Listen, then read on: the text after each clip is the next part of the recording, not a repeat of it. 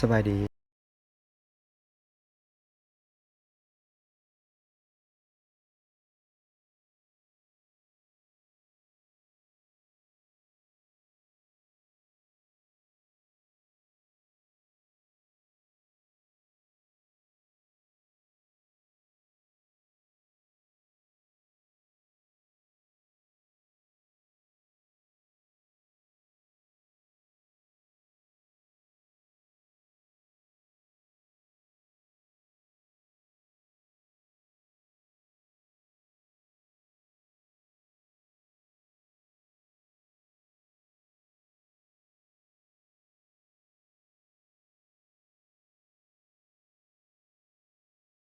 ตัวนี้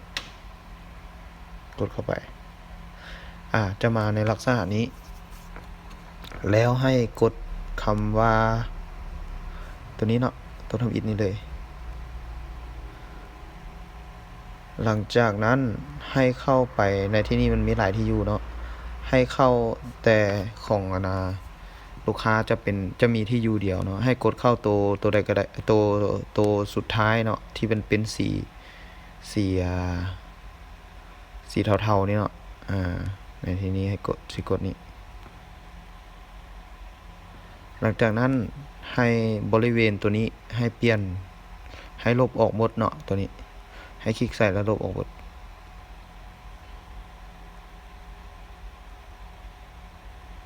หลังจากนั้นเพิ่มที่อยู่วางที่อยู่ตัวที่เรา copy ให้ลงไปปึ๊บสำนี้ถือว่าสำเร็จเนาะแล้วให้กดนี่ถือว่าสำเร็จเลยเนาะสำเร็จเลย